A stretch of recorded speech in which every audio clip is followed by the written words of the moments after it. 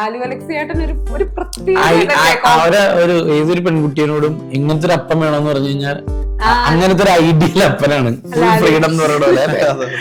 സ്പോർട്ടില് comment അടിക്കുന്ന ആൾക്കാരാണ്, സ്പോർട്ടില് thug കൊടുക്കുന്ന, അതേപോലെ നമ്മൾ ആ ഒരു ജനറേഷനിൽ ലാലു അലക്സിയേട്ടനായിരുന്നു എന്ന് തോന്നുന്നു അല്ലെ. സമയത്ത് രണ്ടുപേരുടെ ഇൻസ്റ്റാഗ്രാം പേര് വിഷ്ണു ഓൺ എയറും ബിബിൻ ജോർജ് ഓൺ എയറും ആണ്. അതാരും ചോദിച്ചിട്ടുണ്ടോ? അതെന്താ സംഭവം? നമ്മളെ ഒരു അസിസ്റ്റന്റ് ഡയറക്ടർ ഉണ്ടായിരുന്നു. ഞങ്ങൾ ഈ ടെക്കികളല്ലാത്തതുകൊണ്ട് അന്ന് വലിയ ഇതിനെ കുറിച്ചുള്ള പരിജ്ഞാനങ്ങൾ വലിയ ഇല്ലാത്തത് കൊണ്ട് അവനാണ് ഞങ്ങൾക്ക് ഇൻസ്റ്റ ഐഡിയ ഒക്കെ ഉണ്ടാക്കി തന്നത്. അവൻ അന്ധകാലത്തെ കാലയെ കൂട്ടി കണ്ട് ഓണയറാക്കി വിട്ടതാണ് ഞങ്ങൾ. ഇതില് വേറൊരു കോമഡി ഉണ്ട്. ഇപ്പൊ എന്നോട് ബമ്പർ ചിരിയിൽ വെച്ചിട്ട് ഒരു ഓഡിയൻസ് ആയിട്ട് വന്ന് പെൺകൊച്ചു ചോദിച്ചു, ഈ ബിബിൻ ജോർജ് ഓ നായർന്ന് പറഞ്ഞിട്ട് എനിക്ക് പറയുന്നത് മെസ്സേജ് വരും, ഈ ജാതിപ്പേരൊക്കെ വെക്കുന്ന അത്ര എല്ലാവരും ചോദിക്കുന്ന ഒന്ന് അമർ അക്ബർ അന്തോണി ആയിരിക്കും എല്ലാവരും ചോദിക്കുക 2 N ഉണ്ടോന്ന്. അതല്ലാണ്ട് ഞങ്ങൾക്ക് എന്തെങ്കിലും ഒരു ഹിന്റ് തരാനുണ്ടോ? ഞങ്ങൾ അങ്ങനെ ഒരു സാധനം ഉണ്ടായിട്ട് ഞങ്ങൾ പറയാതെ മൂടി വെക്കും തോന്നുന്നുണ്ടോ? ഞങ്ങൾ രണ്ടുപേരും വളരെ നന്ദിയോടെ ഗ്രാറ്റിറ്റ്യൂഡോടെ ചെറിയ കാര്യങ്ങൾക്ക് പോലും സന്തോഷിക്കുന്ന ആൾക്കാരാണ്. ഞങ്ങൾ വലിയ ബാക്ക്ഗ്രൗണ്ടിൽ നിന്ന് വന്ന ആളുകളല്ല, സാധാരണക്കാരായ മക്കളാണ്. മലയാള സിനിമ പോലത്തെ ഒരു സ്ഥലത്ത് 1-2 സിനിമകൾ എഴുതി അതിലൊരു 2 ബ്ലോക്ക് ബസ്റ്റർ വന്നു, ഒരു ഹിറ്റ് വന്നു. പിന്നെ ഇവന് ഹീറോ ആവാൻ പറ്റി, എനിക്ക് ഹീറോ ആവാൻ പറ്റി. ഇപ്പോഴും ഞങ്ങൾ ഹീറോ ആയിട്ട്. പക്ഷേ ഞങ്ങളെ സംബന്ധിച്ചിടത്തോളം ഓരോ സ്റ്റെപ്പും ഞാൻ എന്നെ പേഴ്സണലി ഞാൻ ഉള്ളോട്ട് പറയുന്നത്, എനിക്ക് കിട്ടുന്ന ഓരോ സിനിമയും എൻ്റെ വിജയങ്ങളായിട്ട് കിട്ടുന്നതാണ്. Hello, hi, welcome to ginger media. ഇന്ന് നമ്മുടെ കൂടെ അപൂർവ പുത്രന്മാർ എന്ന് പറയുന്ന മൂവിയുടെ വിശേഷങ്ങളുമായിട്ട് വിഷ്ണു ഉണ്ണികൃഷ്ണൻ ആൻഡ് ബിപിൻ ജോർജ് ആണ് കൂടെയുള്ളത്. ഹലോ. ഹലോ, നമസ്കാരം. 2 അപൂർവ പുത്രന്മാരാണോ? നമ്മള് സിനിമയെ പറ്റി വരുമ്പോ അപൂർവ പുത്രന്മാർ എന്താണ് ശരിക്കും? മൂവി എന്ത് കൈൻഡ് ഓഫ് ജോണർ ആണ്? കോമഡി? നമ്മള് ക്രിഞ്ച് സോങ് ഇറങ്ങിയപ്പോഴേ നമുക്ക് മനസ്സിലായി അത് 1 million എബോവ് ആയി ഓൾറെഡി. അപ്പൊ നിങ്ങള് സിനിമയുടെ വിശേഷങ്ങൾ പറയും. അതായത് ഒരു അപ്പന് വേണ്ടി ഒരു മക്കളും ചെയ്യാത്തൊരു കാര്യം ചെയ്യുന്ന 2 മക്കൾ, അതെന്താണെന്നുള്ളതാണ് ഇതിന്റെ ഒരു പരിപാടി. അതാണ് ഇവരെ അപൂർവ പുത്രന്മാരാക്കുന്നത്. ഓക്കെ, അത് അപ്പനായിട്ട് ലാലു അലക്സാണ് അടിപൊളി കോംബോ അല്ലേ? മക്കള് ഞങ്ങള് ജിൻഡോയും ജിജോയും. ലാലു അലക്സിയേട്ടൻ ഒരു പ്രത്യേക ഒരു ഏതൊരു പെൺകുട്ടിയോടും ഇങ്ങനത്തെ ഒരു അപ്പം വേണമെന്ന് പറഞ്ഞു കഴിഞ്ഞാൽ അങ്ങനത്തെ ഒരു ഐഡിയൽ അപ്പനാണ് ഫ്രീഡം എന്ന് പറയുന്നത്. എങ്ങനെയുണ്ടായിരുന്നു നിങ്ങളുടെ 3 പേരുടെ അപ്പൊ കോംബോ ആണ് അടിപൊളിയായിരിക്കും എന്ന് എനിക്ക് തോന്നുന്നു. അത് എങ്ങനെയുണ്ടായിരുന്നു നിങ്ങൾ സെറ്റിലും കാര്യങ്ങളിലും? നല്ല രസമായിരുന്നു. പിന്നെ ഈ പറഞ്ഞ പോലെ ഒരു ലെജൻഡ് ആയതുകൊണ്ട് ഞങ്ങൾ ഇങ്ങനെ മാറി നിന്നാണ് കൂടുതൽ പുള്ളിനെ വീക്ഷിക്കുന്നത്. മുഴുവൻ ചെയ്യുന്നതിന്റെ രീതി, ഭംഗി ഭയങ്കര രസമാണ് കണ്ടിരിക്കാൻ. പുള്ളി പഴയ കഥകളൊക്കെ ഇങ്ങനെ കുത്തി കുത്തി ചോദിച്ചോണ്ടിരിക്കുവായിരുന്നു പുള്ളിയെ. പഴയ ഒരുപാട് മീൻസ് നമ്മള് സിനിമയിൽ തന്നെ പണ്ട് കുഞ്ഞുനാളിൽ കണ്ട സിനിമ, അന്ന് പുള്ളിയൊക്കെ വളരെ ഗൗരവത്തോടെ പക്വതയോടെ ചെയ്ത വേഷങ്ങളൊക്കെ നമ്മൾ കുഞ്ഞായിരിക്കുമ്പോഴാണ് കണ്ടേക്കണം. പണ്ടെന്ന് വെച്ചാൽ എനിക്ക് പഴയ ലാലു അലക്സിനെ കാണുമ്പോൾ വില്ലൻ തുടങ്ങി. പിന്നെ ഇപ്പൊ നിങ്ങളൊക്കെ ഈ സ്പോർട്ടില് കമന്റ് അടിക്കുന്ന ആൾക്കാരാണ്, സ്പോർട്ടില് തഗ് കൊടുക്കുന്ന, അതേപോലെ നമ്മൾ ആ ഒരു ജനറേഷനിൽ ലാലു അലക്സിയേട്ടനായിരുന്നു എന്ന് തോന്നുന്നു അല്ലെ. സമയത്ത് അങ്ങനെയായിരുന്നു. ഞാൻ നിങ്ങളെ 2 പേരെയും കാണുമ്പോൾ നിങ്ങളുടെ ഈ സൗഹൃദം എന്ന് പറഞ്ഞാൽ വലിയൊരു സംഭവമാണ്. അപ്പൊ ഞാൻ ഏറ്റവും ശ്രദ്ധിച്ചത് 2 പേരുടെ ഇൻസ്റ്റാഗ്രാം പേര് വിഷ്ണു ഓൺ എയറും ബിബിൻ ജോർജ് ഓൺ എയറും ആണല്ലോ. അതാരും ചോദിച്ചിട്ടുണ്ടോ? അതെന്താ സംഭവം? 2 പേരും വിഷ്ണു ഉണ്ണികൃഷ്ണൻ. നമ്മളെ ഒരു അസിസ്റ്റന്റ് ഡയറക്ടർ ഉണ്ടായിരുന്നു, അമർ അക്ബർ അന്തോണിക്ക്, സഞ്ജു. അസിസ്റ്റന്റ് ഡയറക്ടർ ഇപ്പൊ അവൻ കപ്പ് എന്ന് പറഞ്ഞ അക്ബർ അന്തോണിയിൽ അസിസ്റ്റന്റ് ഡയറക്ടർ ആയിരുന്നു എന്ന് പറഞ്ഞത്. അപ്പൊ സഞ്ജു അന്ന് ഞങ്ങൾക്ക് ഉണ്ടാക്കി തന്നതാണ് ഇൻസ്റ്റാഗ്രാം. അപ്പൊ ഞങ്ങൾ ഈ ടെക്കികളല്ലാത്തത് കൊണ്ട് അന്ന് വലിയ ഇതിനെ കുറിച്ചുള്ള പരിജ്ഞാനങ്ങൾ വലിയ ഇല്ലാത്തത് കൊണ്ട് അവനാണ് ഞങ്ങൾക്ക് ഇൻസ്റ്റ ഐഡിയ ഒക്കെ ഉണ്ടാക്കി തന്നത്. അപ്പൊ അവൻ അന്ധകാലത്തെ കാലയെ കൂട്ടി കണ്ട് ഓണയറാക്കി വിട്ടതാണ് ഞങ്ങള്. ഇപ്പൊ അതുകൊണ്ട് ഞങ്ങളത് കയറി പോവാറില്ല, ഓൾറെഡി കയറില്ല. ഇതില് വേറൊരു കോമഡി ഉണ്ട്. ഇപ്പൊ എന്നോട് ബമ്പർ ചിരിയിൽ വെച്ചിട്ട് ഒരു ഓഡിയൻസ് ആയിട്ട് വന്ന് പെൺകൊച്ചു ചോദിച്ചു, ഈ ബിബിൻ ജോർജ് ഓ നായർന്ന് പറഞ്ഞിട്ട് എനിക്ക് പറയുന്നത് മെസ്സേജ് വരും, ഈ ജാതിപ്പേരൊക്കെ വെക്കുന്ന അത്ര ഏറ്റവും അത് ഞാൻ വിചാരിച്ചോണ്ടിരുന്ന ഓ നായർന്ന് ഇട്ടേക്കുന്ന. പിന്നെ നിങ്ങളുടെ 2 ഇല്ല, ഞാൻ മീൻസ് എന്നെ അല്ല, ഞാൻ ഒന്ന് വിഷ്ണു ചേട്ടന്റേത് ഞാൻ അങ്ങനെ ആദ്യം വിചാരിച്ചത്. ഞാൻ പിന്നെ അത് കഴിഞ്ഞിട്ട് പിന്നെ എപ്പോഴും നിങ്ങളുടെ 2 പേരുടെയും കൂടി ഇങ്ങനെ വന്നപ്പോൾ 2 പേരും നായരോൺ എയറാണ്.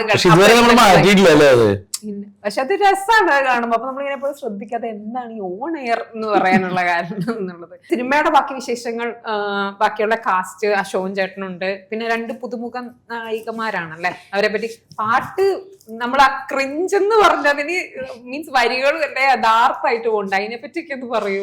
ആ പാട്ട് അങ്ങനെ തന്നെ പ്ലാൻ ചെയ്ത്, അത് ഡയറക്ടേഴ്സിന്റെ ഐഡിയ ആണ്. അപ്പൊ അവര് ഈ പറഞ്ഞ പോലെ പഴയ ഒരു മരം ചുറ്റി പ്രേമവും പൂകൊണ്ട് എറിയലും തിരിഞ്ഞു നോക്കലും ഇങ്ങനെ പുറകെ അടക്കലും അങ്ങനെ ഒരു പൈങ്കിളി പരിപാടി പിടിച്ചിട്ട് അതിന് ക്രിഞ്ച് സോങ് എന്ന് തന്നെ ടൈറ്റിലും കൊടുക്കുക എന്നുള്ളതാണ് ഏറ്റവും വലിയ വരികളും ഭയങ്കര ഇതായിട്ടുണ്ട്. നിങ്ങൾക്ക് ഈ ക്രിഞ്ച് എന്ന് പറയുമ്പോഴേ ഇപ്പം മീൻസ് ഞാൻ വിചാരിക്കുന്നു ക്രിഞ്ച് എന്നൊക്കെ ഉള്ളത് വളരെ നോർമൽ ആയിട്ട് ഇപ്പൊ യൂസ് ചെയ്യുന്ന വാക്കാണ്. നിങ്ങൾക്ക് എന്താണ് ക്രിഞ്ച് ആയിട്ട് എപ്പോഴും തോന്നാറുള്ളത്? മേ ബി ഇങ്ങനെ പ്രൊമോഷൻ വന്നിട്ട് ചോദിക്കുന്ന ചോദ്യമാവാ, നമ്മുടെ ഫ്രണ്ട്ഷിപ്പിനെ പറ്റി ചോദിക്കണ ഇത്തിരി ക്രിഞ്ചാണ്. നിങ്ങളുടെ ഒരു സൗഹൃദം എന്ന് മുതലാണ് നിങ്ങളെ കണ്ടുമുട്ടിയത്? ഞാൻ തന്നെ ചോദിച്ചു തുടങ്ങി കിട്ടിയില്ലേ. പക്ഷെ ജാമ്യം എടുത്തായിരുന്നു. ഞാൻ ജാമ്യം എടുത്ത നിങ്ങളെ പറ്റി പറയുമ്പോ എന്തായാലും അത് വരുമല്ലോ. അപ്പൊ നിങ്ങൾ സ്ക്രിപ്റ്റ് റൈറ്റിംഗ് എന്നുള്ളത് നിങ്ങളുടെ ഒരു മെയിൻ ഒരു പോർഷൻ പാർട്ടാണ്. അപ്പൊ ഞാൻ ഇങ്ങനെ ശ്രദ്ധിക്കാതെ കൊച്ചിയിൽ നോക്കി കഴിഞ്ഞു കഴിഞ്ഞാല് എനിക്കറിയാവുന്ന, ഞാൻ തുടക്കത്തിലൊന്നും എനിക്കറിയാവുന്ന ഇത്രത്തോളം സിനിമാ പ്രേമികൾ ഉണ്ട് കൊച്ചിയിൽ എന്നുള്ളത്. ഇപ്പൊ എനിക്കൊരു 70% ഡോക്ടർ ആവട്ടെ, എഞ്ചിനീയർ ആവട്ടെ, ഏതും ആവട്ടെ, ഇവരെല്ലാവരും ഈ സ്ക്രിപ്റ്റുമായിട്ട് ഓരോ സ്റ്റുഡിയോസിലും കയറി ഇറങ്ങി നടക്കുന്ന ഒരു രീതിയാണ് കണ്ടോണ്ടിരിക്കുന്നത്. അപ്പൊ ചിലർ പറയും ഓണായി ചേച്ചി, നിന്ന് പോയി, അല്ലെങ്കിൽ ഇങ്ങനെയൊക്കെ നമ്മളോട് പറയും. നിങ്ങളുടെ ഈ ഒരു സമയത്ത് നിങ്ങൾക്ക് ഇപ്പൊ ഇവരോട് എന്താ പറയാനുള്ളത്? നിങ്ങളും ഒരു സ്ട്രഗിളിൽ കൂടി തന്നെ പോയിട്ടുണ്ടാകും. പക്ഷെ ഐ തിങ്ക് ഒരു 70% കൊച്ചിയിൽ താമസിക്കുന്ന ആൾക്കാർ ഒരുമിച്ച് ഒരു ഫ്ലാറ്റ് എടുത്ത് ക്യാമറാമാൻ ആവാൻ ആഗ്രഹിക്കുന്നവര്, എഡിറ്റർ ആവാൻ ആഗ്രഹിക്കുന്നവര്, നിലവിൽ കുറെ നമ്മുടെ വണ്ടി പോകുമ്പോ ചില നേരത്ത് സ്വിഗ്ഗിയുടെ വണ്ടി ഓടിച്ചിട്ടൊക്കെ വരും, ഫ്രണ്ടിൽ വന്ന് നിർത്തും. അപ്പൊ ഞാൻ വിചാരിച്ചു എന്തായിരിക്കും. അപ്പൊ മിക്കവർക്കും കഥ പറയാനും സിനിമയിൽ അഭിനയിക്കാനും ഒരുപാട് പേര് സ്വിഗ്ഗി ഓടുന്നുണ്ട്, യൂബർ ഓടുന്നുണ്ട്, സിനിമ അഭിനയിക്കാൻ. ചെയ്യണ പടത്തിന്റെ 6 ADs ഉണ്ട്.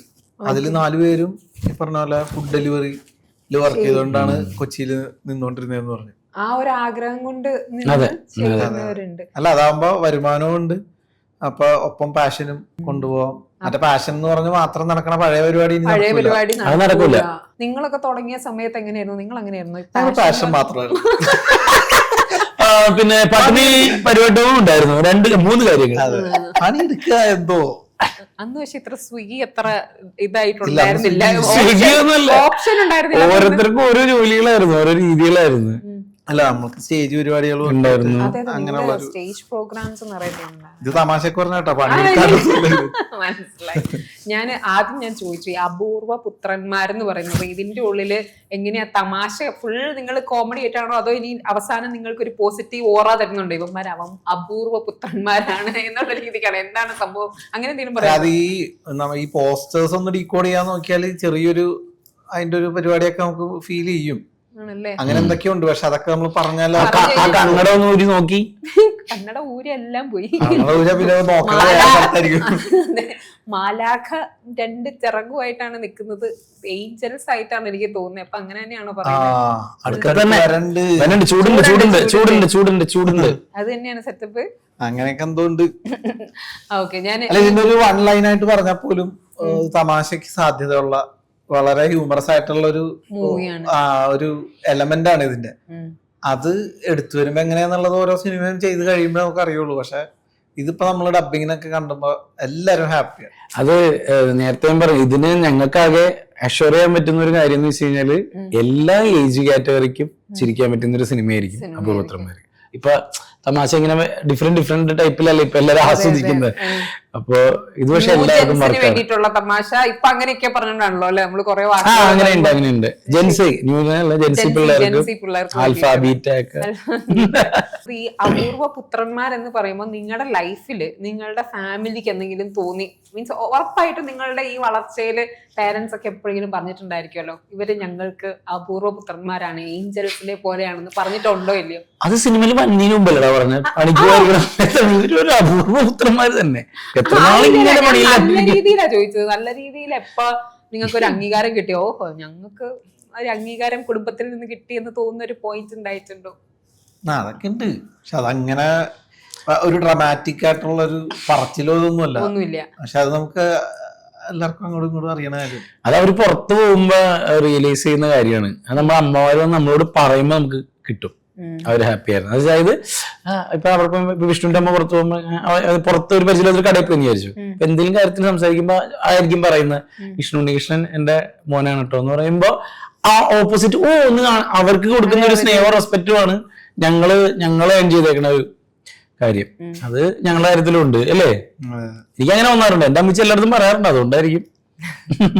നിങ്ങൾ രണ്ടുപേരും കൂടി ഇനി സ്ക്രിപ്റ്റ് റൈറ്റ് ചെയ്ത് ഡയറക്റ്റ് ചെയ്ത് വരാൻ പോകുന്ന മൂവി എല്ലാവരും ചോദിക്കുന്ന ഒന്ന് അമർ അക്ബർ അന്തോണി ആയിരിക്കും എല്ലാവരും ചോദിക്കുക 2 എന്നുണ്ടോന്ന്. അതല്ലാണ്ട് ഞങ്ങൾക്ക് എന്തെങ്കിലും ഒരു ഹിന്റ് തരാനുണ്ടോ? ഞങ്ങൾ ഉടനെ അങ്ങനെ ഒരു സാധനം ഉണ്ടായിട്ട് ഞങ്ങൾ പറയാതെ മൂടി വെക്കും തോന്നുന്നുണ്ടോ? ഇല്ല, അതല്ല ഞാൻ ചോദിച്ച എന്തെങ്കിലും ഉണ്ടോ? അതില്ല, പറയാറായിട്ടില്ല. അതുകൊണ്ട് പറയാം. ഡയറക്ഷൻ എന്തായാലും ഒട്ടുമില്ല. അതെന്താ നിങ്ങൾക്ക് ഡയറക്ഷൻ ചെയ്യുമ്പോൾ നിങ്ങൾക്ക് എന്തെങ്കിലും ബുദ്ധിമുട്ട്? മുടിയുണ്ടല്ലോ, മുടി ഇപ്പൊ വന്നു തുടങ്ങിയല്ലോ തിരിച്ച്. അത്ര തീ പിടിച്ചതാണ്. പക്ഷെ എന്നാലും നിങ്ങൾ ചെയ്തു വെച്ച പടം എന്താ ഇന്നും ആൾക്കാർ അങ്ങനെ പറയുന്നുണ്ടല്ലേ? മീൻസ് നിങ്ങൾക്ക് അങ്ങനെ തോന്നൂലേ? അതിന് നമ്മൾ അത്ര ഒരു 2 കൊല്ലം എന്തായാലും മാറ്റി വെക്കണം. 2 കൊല്ലം ഫുള്ളി ഇതിന് വേണ്ടി തന്നെ മാറ്റി വെക്കണം. ഡയറക്ഷൻ പരിപാടി ആകുമ്പോ അത്രയും മറ്റേത് വേണം. പക്ഷെ അത്രയും നമ്മള് ഓവർ സ്ട്രെസ്സും നമ്മൾ അതിന് വേണ്ടിയിട്ടുള്ള നമ്മുടെ സമയം കളയലും ഒക്കെ ഇപ്പൊ നമുക്ക് ചിന്തിക്കാൻ പറ്റില്ല. കാരണം ഇതൊക്കെ എല്ലാത്തിനും സാമ്പത്തികവും കൂടി ആവശ്യമാണ്. അപ്പൊ ഞങ്ങളിപ്പോ ഒരു ഫുൾ ഫിനാൻഷ്യലി ഫിറ്റ് ആയിട്ടുള്ള ഒരാളുകളാണ്. നമ്മൾ അതുപോലെ റിസ്ക് എടുക്കുകയാണെങ്കിൽ കുഴപ്പമില്ല. നമുക്ക് പിന്നീട് ഇത് ചില നേരത്ത് നമുക്കിപ്പോ 2 രീതിയിലാണ് വരുന്നത്.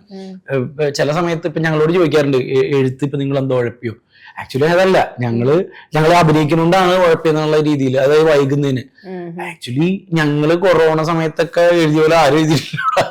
കാരണം നമ്മൾ എഴുതി, അത് നമ്മള് പരിശ്രമിച്ചു, ഓരോ നടന്മാരുടെ അടുത്ത് പോയി. ചിലർക്ക് വർക്കായി, ചിലർക്ക് വർക്കായില്ല, ചിലത് പ്രൊജക്റ്റ് ആയില്ല.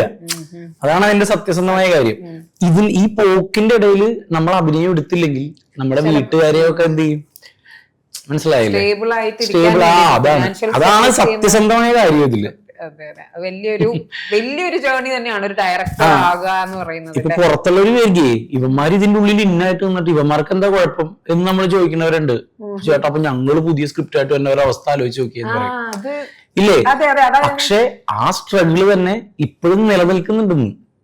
കാരണം നമ്മളിപ്പോ ഒന്ന് ചെയ്ത് വെച്ച് സെലിബ്രേറ്റ് ചെയ്തെങ്കിലും ആ ഒരു ബുദ്ധിമുട്ട് എല്ലാവർക്കും ഉണ്ട്. ഞാൻ ചോദിക്കുന്നത് ഇപ്പൊ ജൂഡേട്ടൻ ഒരു പടം കഴിഞ്ഞു 2018 പോലെ എത്രയും വലിയ ഹിറ്റ്, അത് കഴിഞ്ഞിട്ട് എത്ര ഗ്യാപ്പായി നോക്കി. ശ്രമങ്ങൾ നടക്കുന്നുണ്ട്. അദ്ദേഹത്തിന്റെ പടമായിട്ട് നടപ്പുണ്ട്. അതുപോലെ ഒരുപാട് സംവിധായകരുണ്ട്. നമ്മളും ഞങ്ങളുടെ സ്ക്രിപ്റ്റ് ആയിട്ട് ഞങ്ങൾ നടക്കുന്നുണ്ട്. ഒരിക്കലും ഞങ്ങൾ അതിലൊരു ഗ്യാപ്പ് പുറത്തുനിന്ന് അത് അവർക്ക് ഇങ്ങനെ ചെയ്തൂടെ ഇങ്ങനെ ചെയ്തൂടെ എന്ന് വെറുതെ തോന്നാം. അല്ല, ഒരു പ്രൊജക്ട് ഓൺ ആവണമെങ്കിൽ 1000 കാര്യങ്ങളുണ്ട്. 1000 കാര്യങ്ങൾ സെറ്റായി കഴിയുമ്പോൾ ഇതെല്ലാം ശരിയാവണത്. പക്ഷെ എന്നാലും നിങ്ങളെ കാണുമ്പോ ഇങ്ങനെ ചോദിച്ചോണ്ടിരിക്കൂലേ? ചോദിക്കുന്ന അതാ ഞാൻ പറഞ്ഞത്, നിങ്ങൾ ചെയ്തു വെച്ച വർക്ക് അത്രയും നല്ലതായതുകൊണ്ടായിരിക്കാം മേ ബി എന്നെ പോലെയുള്ളവർ വീണ്ടും ചോദിക്കുന്നത് കേട്ടോ. അത് വേറൊരു കാര്യം. നിങ്ങൾ ഈ ഫിനാൻഷ്യൽ സ്റ്റെബിലിറ്റിയുടെ കാര്യം പറഞ്ഞപ്പോ ഇപ്പം എന്താ നമ്മൾ പറഞ്ഞ ഒരു തുടക്കത്തിൽ നിന്നുള്ള ഒരു മാറ്റം എന്തായാലും ഉണ്ടല്ലോ നമ്മുടെ ഫിനാൻഷ്യൽ സ്റ്റെബിലിറ്റി കാര്യത്തില്. നമ്മളിങ്ങനെ ഒരു ആഗ്രഹം ഉണ്ടാവില്ലേ? എനിക്കിപ്പം എന്നെ സംബന്ധിച്ചിടത്തോളം എനിക്കൊരു കാറ് വാങ്ങുക എന്നുള്ളതാണ് ഏറ്റവും വലിയൊരു സ്വപ്നം. ഒരു വലിയൊരു സ്വപ്നം തന്നെയാണ് എനിക്ക്. എനിക്ക് ചെറുപ്പം തൊട്ടേ വീട്ടില് അങ്ങനെ കാർ ഇല്ലാത്തത് കൊണ്ടായിരുന്നായിരിക്കും എനിക്ക് ചിലപ്പോൾ ഈ കാർ വാങ്ങുക എന്നുള്ള വലിയൊരു ഇതാണ്. നിങ്ങളെ സംബന്ധിച്ചിടത്തോളം അങ്ങനെ എന്തെങ്കിലും ഒരു സംഭവം ഉണ്ട്, ഒരു ലക്ഷറി, എനിക്ക് ഇതാണ് എന്റെ ലൈഫിൽ ഫസ്റ്റ് മേ ബി ആദ്യം കിട്ടാൻ പോകുന്ന ഏറ്റവും വലിയ, അങ്ങനെ ഉണ്ടായിട്ടുണ്ടോ? അതോ നടന്നു കഴിഞ്ഞോ? അങ്ങനെ എന്തെങ്കിലും ഉണ്ടോ? നമുക്ക് ഈ പറഞ്ഞ പോലെ ഇയാള് അമ്മ ആഗ്രഹിച്ച പോലെ തന്നെ നമുക്ക് ആഗ്രഹങ്ങളൊക്കെ ഉണ്ട്. ഇപ്പൊ ഇവന്ന് കണ്ട ഈ ഷർട്ട് പോലെ ഒരെണ്ണം അവന് വേണമെന്ന് ആഗ്രഹമുണ്ട്. ഞാനിടില്ല. ഇത് മറ്റേ സിൽക്ക് സ്മിതി ആക്കിടുന്ന പോലത്തെ. സിൽക്ക് സ്മിതി അല്ല, ഓട്ട. അല്ല, അതുപോലെ ഒരുപാട് ആഗ്രഹങ്ങൾ നമുക്കും എല്ലാവർക്കും ഉണ്ടാവുമല്ലോ. അല്ല, ഞാൻ ചോദിച്ചത് അങ്ങനെ എന്തെങ്കിലും നിങ്ങൾ നേടിയെടുത്ത ഒരു, നമ്മൾ പറയില്ലേ ഇത് ഒരു ക്രിഞ്ച് ക്വസ്റ്റ്യൻ ആണോ ചോദിച്ചാൽ ക്രിഞ്ച് ക്വസ്റ്റ്യൻ ആണ്. പക്ഷെ എല്ലാവരോടും ചോദിക്കുകയാണ്, നിങ്ങൾ നിങ്ങളുടെ ലൈഫിൽ ആഗ്രഹിച്ച് നേടിയെടുത്ത ഒരു ലക്ഷറി പ്രൊഡക്റ്റോ അല്ലെങ്കിൽ എന്തെങ്കിലും ഒരു നേട്ടം എന്ന് പറയാൻ അങ്ങനെ ഉണ്ടോ എന്ന് ഞാൻ ചോദിച്ചത്. അമ്മേ, എന്നെ സംബന്ധിച്ചിടത്തോളം ഞങ്ങൾ രണ്ടുപേരും വളരെ നന്ദിയോടെ, ഗ്രാറ്റിറ്റ്യൂഡോടെ ചെറിയ കാര്യങ്ങൾക്ക് പോലും സന്തോഷിക്കുന്ന ആൾക്കാരാണ്. എന്നെയും വിഷ്ണുവിനെ സംബന്ധിച്ചിടത്തോളം ഞങ്ങൾ വലിയ ബാക്ക്ഗ്രൗണ്ടിൽ നിന്ന് വന്ന ആളുകളല്ല, സാധാരണക്കാരായ മക്കളാണ്. അവിടെ നിന്ന് വന്ന് മലയാള സിനിമ പോലത്തെ ഒരു സ്ഥലത്ത് 1-2 സിനിമകൾ എഴുതി, അതിലൊരു 2 ബ്ലോക്ക് ബസ്റ്റർ വന്നു, ഒരു ഹിറ്റ് വന്നു. പിന്നെ ഇവന് ഹീറോ ആവാൻ പറ്റി, എനിക്ക് ഹീറോ ആവാൻ പറ്റി. ഇപ്പോഴും ഞങ്ങൾ ഹീറോ ആയിട്ട് സിനിമകളുടെ ജയപരാജയങ്ങളൊക്കെ എല്ലാ മനുഷ്യർക്കും അവനവന്റെ ജീവിതത്തിട്ട് നോക്കിയാൽ മതി. അവനവന്റെ ജീവിതം അങ്ങനെയാണ്, ജയപരാജയങ്ങളിലൂടെ കടന്നു പോകുന്നത്. അപ്പൊ അതിലൂടെ ഞങ്ങളും കടന്നു പോകുന്നുണ്ട് ജയപരാജയങ്ങളിലൂടെ. പക്ഷെ ഞങ്ങളെ സംബന്ധിച്ചിടത്തോളം ഓരോ സ്റ്റെപ്പും ഞാൻ എന്നെ പേഴ്സണലി ഞാൻ ഉള്ളോട്ട് പറയുന്നത്, എനിക്ക് കിട്ടുന്ന ഓരോ സിനിമയും എന്റെ വിജയങ്ങളായിട്ട് കിട്ടുന്ന ആളാണ് ഞാൻ. അത് തന്നെയാണ് എനിക്ക് തോന്നുന്നു വിഷ്ണുവിന് അങ്ങനെയാണ്. ഞാൻ അവന്റെ ഇത് പിടിച്ച അവന്റെ കൂടെ അഭിപ്രായത്തായിട്ട് ഞാൻ പറഞ്ഞു. വളരെ ബ്യൂട്ടിഫുൾ ആയിട്ടുള്ള ഒരു ആൻസർ ആയിട്ടോ പറഞ്ഞത്. ഒരു പരാതിയില്ല അല്ലടാ, നമുക്ക് കിട്ടിയതൊക്കെ ബോണസ് ആണ്. കിട്ടിയതെല്ലാം ബോണസ് എന്നാണ് നമ്മൾ. അത് അങ്ങനെ തന്നെയാണ്, സത്യമാണ്. അതൊരു വലിയൊരു ലക്കും കൂടിയാണ്. ഫിനാൻഷ്യൽ സ്റ്റെബിലിറ്റിയുടെ കാര്യം പറഞ്ഞപ്പോ നമ്മൾ പണ്ട് മറ്റേ 100 രൂപയ്ക്ക് പെട്രോൾ അടിച്ചിട്ട് ഒരു ബൈക്കിൽ ഇരുന്നിട്ട് ഞാനും ഇവനും കൂടി തരാ പോരാ അങ്ങോട്ടും ഇങ്ങോട്ടും മറ്റേ മോണാക്ട് പഠിപ്പിക്കാനും ഒക്കെ ആയിട്ട് പോയപ്പോ അന്നും നമ്മള് നമുക്ക് ഉള്ള പൈസയും വെച്ചിട്ട് അടുത്ത പരിപാടികളിലേക്കുള്ള പ്ലാനിങ്ങുമായിട്ട് ഇങ്ങനെ നടക്കുകയാണ്. അപ്പൊ അന്ന് ഭയങ്കര ദുരിതോ കഷ്ടപ്പാടൊന്നും അല്ല നമുക്ക്. ഇപ്പൊ നമ്മള് അതിനേക്കാളും ഒരുപാട് പടി മുകളില് എത്തിയിട്ട് ഇപ്പോഴും നമ്മള് അടുത്ത പരിപാടിക്ക് വേണ്ടിയിട്ടുള്ള ഓട്ടത്തിലാണ്. അതാണ് നേരത്തെ പറഞ്ഞ കഥ, പുതിയ സ്ക്രിപ്റ്റിന്റെ ഇതൊന്ന് ഓണാക്കാൻ വേണ്ടി, ആ പടം ഓണാക്കാൻ വേണ്ടിയിട്ടൊക്കെ നമ്മൾ ഇങ്ങനെ ശ്രമിച്ചുകൊണ്ടിരിക്കുകയാണ്. അപ്പൊ നമ്മളിപ്പോ എവിടെ നിക്കണേന്ന് നമ്മുടെ പാസ്റ്റ് വെച്ചിട്ട് നമ്മൾ നോക്കേണ്ടത്. അതെ, വേറെ ആളുകൾ വെച്ച് കമ്പയർ ചെയ്യണേ പറയാൻ പറ്റില്ല. അത് വെറുതെ ഇൻസ്റ്റാഗ്രാം റീല് കാണുന്നവരിക്കും. കാരണം കമ്പാരിസൺ ഉള്ള രാവിലെ മുതൽ നമ്മളെ പഠിപ്പിക്കുന്നത്. അതെ, അല്ല ഞാൻ വെറുതെ എനിക്കിപ്പോ ചേട്ടൻ പറഞ്ഞ ഉത്തരം ഭയങ്കര ഇഷ്ടപ്പെട്ടു കേട്ടോ. എനിക്ക് തോന്നുന്നു ഒരു സാധാരണക്കാരൻ എന്ന നിലയിൽ അത് തന്നെയായിരിക്കും നമ്മൾ വിചാരിക്കുക. പക്ഷെ ഞാനിങ്ങനെ നിങ്ങൾ ഇത്ര നാൾ ഈ ഫീൽഡിൽ നിന്നത് കൊണ്ട് അത് ചോദിച്ചു പോയതാണ്. ഞാൻ അന്ന് ആഗ്രഹിച്ച സാധനം ഞാൻ നേടി എന്നുള്ള ഒരു അല്ല. അത് ഇപ്പൊ ഞാൻ വീട് വെക്കുന്നുണ്ട്. ആ വീടിന് എന്റെ അപ്പന്റെ പേരാണ് ഞാൻ വെക്കണം. അത് എന്തുകൊണ്ടാന്ന് പറഞ്ഞു കഴിഞ്ഞാല് പുള്ളി കൽപ്പണിക്കാരനായിട്ട് സ്വന്തമായിട്ടൊരു ഫുൾ വീട്, അതായത് തേക്കാത്ത ഒരു കണക്കിന് വീട് വെച്ചുള്ള ആളാണ്. ജോലിയായിട്ട് പോയിട്ട് സ്വന്തമായിട്ടൊരു വീട് വെക്കാൻ പറ്റിയിട്ടില്ല. അപ്പൊ മരിച്ചുപോയി. അപ്പൊ ഞാനിപ്പോ വീട് വെക്കുമ്പോ അപ്പന്റെ പേര് ഇട്ടിട്ടാണ്. ആ വീട് വെക്കൽ എന്ന് പറയുന്നത് എന്നെ സംബന്ധിച്ചിടത്തോളം അപ്പന് വേണ്ടി എന്തോ ചെയ്യുന്ന പോലെയാണ്. എനിക്ക് താമസിക്കുന്നതിൽ ഉപരിയായിട്ട് അപ്പന് വേണ്ടി എന്തോ ചെയ്യുന്ന പോലത്തെ ഫീലാണ് എനിക്ക് എപ്പോഴും അതിലുള്ള. അപ്പൊ അങ്ങനെ ഓരോന്നുണ്ട്. ഇപ്പൊ കാർ എടുക്കുക എന്ന് പറഞ്ഞാൽ എനിക്ക് എന്റെ ലക്ഷറി പെട്ടതേ അല്ലായിരുന്നു കാറ്. ഞാൻ ആ സെലീരിയോ കാറിൽ തന്നെ തൃപ്തനാണ്. സെലീരിയോ എന്ന് പറഞ്ഞൊരു കാറാണ് എനിക്ക് ഫസ്റ്റ് എടുത്തത്. ആ കാറിൽ ഞങ്ങൾ തൃപ്തനായിരുന്നു. എനിക്ക് നല്ല മൈലേജും കിട്ടുന്നുണ്ടായിരുന്നു. പിന്നെ ഓരോ ഇതിങ്ങനെ നമ്മുടെ ഓരോ സ്റ്റെപ്പ് കടന്നു പോകുമ്പോ നമ്മളെ ഇത് ചിലത് ഡിമാൻഡ് ചെയ്യും, ചിലത് നമ്മുടെ പ്രോഗ്രസും ഗ്രോത്തും കാര്യങ്ങൾക്കൊക്കെ അനുസരിച്ച് അപ്പൊ നമ്മൾ അതിനനുസരിച്ച് മാറും. അത്രേ ഉള്ളൂ. അല്ലാതെ ഇപ്പോഴും എനിക്കും ഇവനുള്ള ഏറ്റവും വലിയ ആഗ്രഹം, ഞാൻ ഇവന്റെ അഭിപ്രായം കൂടി പറയുന്നത് അത് തന്നെയായിരിക്കും എന്ന് എനിക്ക് ഉറപ്പായതുകൊണ്ടാണ്. എനിക്കും വിഷ്ണുവിനും ആഗ്രഹം, ലക്ഷറി ആഗ്രഹം എന്ന് പറയുന്നത് ഇവിടെയുള്ള നല്ല സംവിധായകര് ഞങ്ങളെ വിളിക്കുക, ഞങ്ങൾക്ക് വേഷം തരിക എന്നുള്ളത് അല്ലേ. അതിന്റെ അപ്പുറം ഞങ്ങൾക്കൊരു സന്തോഷമില്ല. കാരണം സിനിമയുടെ കുറെ എൻജോയ്മെന്റും സന്തോഷവും പരിപാടി അതിലൊന്നും ഇല്ലാത്ത ആൾക്കാരാണ് ഞങ്ങള്. ഇത് കഴിഞ്ഞാൽ നേരെ അടുത്ത എഴുത്ത്, അല്ലെങ്കിൽ അടുത്ത സിനിമയുടെ ചർച്ച, അല്ലെങ്കിൽ അടുത്തത്. അല്ലാതെ എങ്ങനെയാ നിങ്ങൾ കാണാം? ഇല്ല, മീൻസ് നമുക്ക് പുറമേ നിന്നുള്ളൊരു സാധാരണക്കാരൻ, നിങ്ങൾ സിനിമാക്കാരാണ്, നിങ്ങൾ ആഷ് പുഷ് അതായിരിക്കും ഒരു സങ്കല്പം. ഞാൻ അതുകൊണ്ട് അങ്ങനെ ഇല്ല, എന്റെ തെറ്റിദ്ധാരണയായി പോയി. ഓക്കെ, ഞാൻ ഇപ്പൊ ചേട്ടൻ പറഞ്ഞ മാതിരി അടുത്ത ഒരാൾ എന്നെ സിനിമയിൽ കാസ്റ്റ് ചെയ്യണം എന്നാണ് ഞാൻ ആഗ്രഹിക്കുന്നത് എന്നുള്ളത് പറഞ്ഞു. നിങ്ങൾ ഇപ്പോഴും ഇങ്ങനെ ചാൻസ് ചോദിക്കാറുണ്ടോ ഡയറക്ടേഴ്സിനോട്? ഞാനിപ്പോ നിലവിൽ ചോദിക്കാത്ത, തന്നെ വേണമെങ്കിൽ ഫോൺ വിടുന്നത്, ചോദിക്കാത്ത ഒരു ഡയറക്ടർ ഉണ്ടാവില്ല. ഇവന് പുതിയ വന്ന ആളോട് വരെ ഇവൻ എല്ലാവരോടും ചോദിക്കും. നിങ്ങൾക്ക് അങ്ങനെ പുതിയതായി വന്നത് ആരെങ്കിലും എനിക്ക് അവന്റെ മീൻസ് ആളുടെ വർക്ക് എനിക്ക് ഇഷ്ടമായി, എനിക്കൊരു ചാൻസ് കിട്ടും അങ്ങനെ തോന്നി ഈ അടുത്ത് കണ്ടത്? ഞാന് ഇപ്പൊ ഹലോ മമ്മിയുടെ ഡയറക്ടർ വൈശാഖ് ബ്രോ ആയിട്ട് ഒരു ഇന്റർവ്യൂ അല്ല, ഒരു പ്രോഗ്രാം അറ്റൻഡ് ചെയ്തു. പിന്നെ ഇതൊക്കെ എന്റെ കുറെ ഇതാണല്ലോ, തട്ടിപ്പുണ്ട്. അതായത് ആ പ്രോഗ്രാമില് അദ്ദേഹത്തിന് മുമ്പ് പരിപാടി ചെയ്യുക, പ്രോഗ്രാം ചെയ്യുക, എന്നിട്ട് ഞാൻ അവിടെ കോഴിക്കോടുള്ള ആളുകളുടെ ഫ്രണ്ടിൽ വെച്ച് പറഞ്ഞു, ഞാൻ ഇപ്പോഴേ അടുത്ത പടത്തിൽ അവസരം ചോദിച്ചിരിക്കുകയാണ്, ഇവിടെ വെച്ച് നിങ്ങൾ സമ്മതിക്കണമെന്ന് പറഞ്ഞു. പുള്ളി വന്നിട്ട് ആളുകളുടെ മുമ്പിൽ വെച്ച് ചെയ്തു തരാതൊക്കെ പറഞ്ഞു. ഞാൻ പറഞ്ഞത് ഇതൊക്കെ അതിന്റെ ഭാഗമാണ്. ഇന്റർവ്യൂയിലൂടെ കുറച്ച് ആളുകളെയും കൂടി അറിയിച്ചു. ഇനിയിപ്പോ പുള്ളിക്ക് ചാൻസ് കൊടുക്കാതിരിക്കാൻ പറ്റില്ല. അറിഞ്ഞിട്ടുണ്ടോ വിഷ്ണു ചേട്ടന് അങ്ങനെ എന്തെങ്കിലും ഒരു പ്രത്യേക താല്പര്യം ഉണ്ടോ? ഏതെങ്കിലും ഒരു മീൻസ് ഡയറക്ടറോ അല്ലെങ്കിൽ ആർട്ടിസ്റ്റോ അങ്ങനെ എന്തെങ്കിലും? ഒരാളെന്നല്ലട്ടെ, ഇത് ചോദിച്ച ഒരാളുടെ പേര് പറഞ്ഞു. പെട്ടെന്ന് പറഞ്ഞാ മീൻസ് പുതുതായി എന്ന് വന്ന കുറെ ആൾക്കാരുണ്ടല്ലോ ഇപ്പം മീൻസ് ജെൻസി ഡയറക്ടേഴ്സ് കുറെ പേര് വരുന്നുണ്ട്. അതുകൊണ്ട് ഞാൻ ചോദിച്ചത് അങ്ങനെ ആരെങ്കിലും ഇങ്ങനെ നോട്ട് ചെയ്ത് വെച്ചിട്ടുണ്ടല്ലോ കൊള്ളാലോ ഇവങ്ങൾ.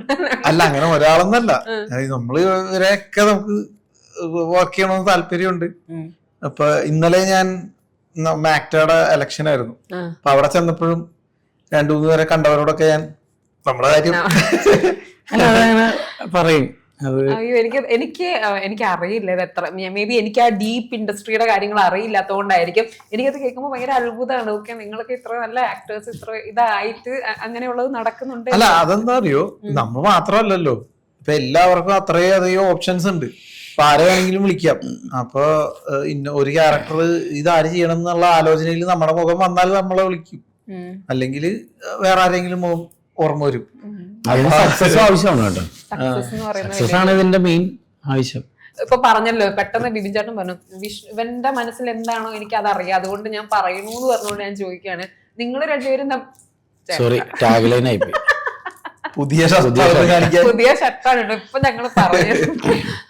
അതായത് നിങ്ങൾ ഇപ്പൊ ഇങ്ങനെ പറഞ്ഞില്ലേ എനിക്ക് ഇവന്റെ മനസ്സറിയാം, ഇവന് വേണ്ടി ഞാൻ പറയാമെന്ന്. നിങ്ങൾ തമ്മിൽ ഉടക്കുണ്ടാക്കുന്ന കേസ് എന്തിനാണ്? അങ്ങനെ ഉണ്ടാവാറുണ്ടോന്നോ? സ്ക്രിപ്റ്റിനൊക്കെ ആയിട്ട് ഇരിക്കുമ്പോ ഡിസ്കഷന്റെ പേരിൽ ഇതുണ്ടാവും. അവിടെ നടക്ക് ചായ പിടിക്കാൻ പോകുമ്പോ ഏത് കടയിൽ കയറണം എന്നുള്ളതിന്റെ പേരിൽ വരെ വിഷയങ്ങൾ. എല്ലാ കൂട്ടുകാരെയും പോലെ തന്നെ. പക്ഷെ ഒരു 2 ദിവസത്തേക്കുള്ളതും ഇതുവരെ നീണ്ടിട്ടില്ല ജീവിതത്തിൽ. കഴിഞ്ഞ ഇന്റർവ്യൂല് നീ 1 ദിവസം എന്നുള്ള പറഞ്ഞ അത് കഴിഞ്ഞിട്ട് നമ്മൾ 2 ദിവസം വഴക്കിട്ട് ഇതിന്റെ പേരിൽ ഒരു വഴക്ക്. അതേമാതിരി അശോകൻ ചേട്ടൻ ഈ മൂവിക്ക് വേണ്ടിയിട്ടാണോ ഈ ലുക്കിൽ വന്നത്? ഈ ഇടയ്ക്ക് ഞാനിങ്ങനെ നിങ്ങളോട് സംസാരിക്കുമ്പോഴേ പെട്ടെന്ന് അശോകൻ ചേട്ടൻ രാവിലെ ഉണ്ടായിരുന്നു ഇവിടെ. അപ്പൊ ഈ ധീരൻ എനിക്ക് തോന്നുന്നു ഈ അടുത്ത് കണ്ടെത്തി വെച്ചിട്ട് നമ്മള് സിനിമ കാണുന്ന പോലെ തന്നെ ഒരു എന്റർടൈനിങ് ആയിട്ട് ഇവരുടെ ഒരു ഇന്റർവ്യൂ ഒരു രക്ഷയില്ലായിരുന്നു. അപ്പൊ ഞാനിങ്ങനെ അശോകൻ ചേട്ടൻ പറഞ്ഞോണ്ടെങ്കിൽ ചോദിക്കണത് ഈ ലുക്ക് നമ്മുടെ സിനിമയ്ക്ക് അയ്യോ ഒരു രക്ഷയില്ല. വിഷ്ണു ചേട്ടൻ എന്താ ആക്റ്റീവ് ആവാഞ്ഞെന്ന് എനിക്കറിയില്ല. പക്ഷെ ബിബിൻ ചേട്ടൻ ഇച്ചിരി ഓവർ പവർ ചെയ്ത് നിൽക്കുന്ന ഒരാളാണ്. ഭയങ്കര എനർജിയുടെ കാര്യത്തില് ഒരു പാട്ട് പാടിത്തരും, എല്ലായിടത്തും പാടുന്നു. മുഴുവൻ പാട്ടായിരുന്നു. ആണോ? ഞാൻ വന്നില്ലല്ലോ കൂടുതലിന്റെ ഇന്റർവ്യൂ എടുക്കാൻ വേണ്ടി. ഒരു പാട്ട് പാടും, കൂടുതലെ പാട്ടിനോടല്ലേ കൂടുതൽ ഇപ്പൊ തിയേറ്ററിൽ ഹിറ്റായിട്ട് നന്നായിട്ട് പോയിക്കൊണ്ടിരിക്കുന്നു. അന്തിമുള്ള പൂത്തേരാവിൻ ചന്തമേറയല്ലേ, മെല്ലെയൊന്ന് പുൽകാൻ വണ്ടായി കൂടെ വന്നതല്ലേ, കണ്ട നാള് തൊട്ടേ പെണ്ണി കരളിനുള്ളിലല്ലേ, കനവിലെന്നുമെന്നും നിന്റെ ചാരെ വന്നിടില്ലേ, അരമണിയിരുങ്ങണ പുഞ്ചിരിയാലെ കൊഞ്ചിടുന്ന വെണ്ണേ, കിലുകിലകിലുങ്ങണകാൽ കൊലുസാലെ കള്ളനോട്ടമെന്തേ, നെഞ്ചിൽ തുടിതാളമേളം കാട്ടുമുല്ലപ്പൂവേ, ഇന്നീരാവിലൊന്നു ചേരാൻ മാരിവില്ലിനഴകേ. അത് ഇപ്പൊ കുറെ നാളായിട്ടേ ഈ കൂടുതലിന്റെ പ്രൊമോഷനായിട്ട് തന്നെ എനിക്ക് തോന്നുന്നു 1.5 മാസമായിട്ട് ഫുള്ള് ഓട്ടം തന്നെയായിരുന്നല്ലേ. അപ്പൊ അങ്ങനെ നിങ്ങള് സോഷ്യൽ മീഡിയയിൽ കണ്ടതാണ്. അതെ, സോഷ്യൽ മീഡിയ കാണുന്നുണ്ട്. സോഷ്യൽ മീഡിയ ഇടയ്ക്ക് കുറെ സുന്ദരിമാരുടെ ഇടയ്ക്ക് ഇരുന്നിട്ട് വിളിച്ചൊരു ഇത് കണ്ടു. 27 സുന്ദരിമാരുടെ കണ്ടായിരുന്നു. ഞാൻ കണ്ടായിരുന്നു. നല്ല രസമുണ്ടേ കട്ടായിട്ട് വന്നിട്ട്. നിന്റെ ഇതും പിന്നെ രമ്യ ചേച്ചിനെ ഞാൻ തിരിച്ചു കുറെ ചോദ്യങ്ങൾ ചോദിക്കണതാണ് അത്യാവശ്യം വൈറലായത്. അത് കണ്ടിട്ടുണ്ട്. എന്തായാലും ഒത്തിരി സന്തോഷം രണ്ടുപേരോട് സംസാരിക്കാൻ പറ്റിയതില്. എനിക്ക് തോന്നുന്നു ഇനി മേ ബി നിങ്ങൾ കുറച്ചുകൂടി വൈഡ് സ്പ്രെഡ് ആയിട്ട് സംസാരിക്കാൻ പോകുന്നത് നിങ്ങളുടെ ഒരു സിനിമ വരുമ്പോഴായിരിക്കും ഞാൻ വിശ്വസിക്കുന്നു. മേ ബി എന്റെ അടുത്ത് അന്ന് നമുക്ക് ഒന്നുകൂടെ ഇരിക്കണം ഉടനെ തന്നെ. ഇപ്പോഴും എന്താണ് പറയാനുള്ളതൊക്കെ പറഞ്ഞിട്ടുണ്ട്. ഞാനിങ്ങനെ പറഞ്ഞുകൊണ്ടിരിക്കുന്നത് ധർമ്മജൻ ചേട്ടനെ കണ്ടിട്ട് കുറെ നാളായല്ലോ. ഞാൻ വിചാരിച്ചു ഇന്റർവ്യൂവിന് കിട്ടും. Okay, thank you so much. All the best.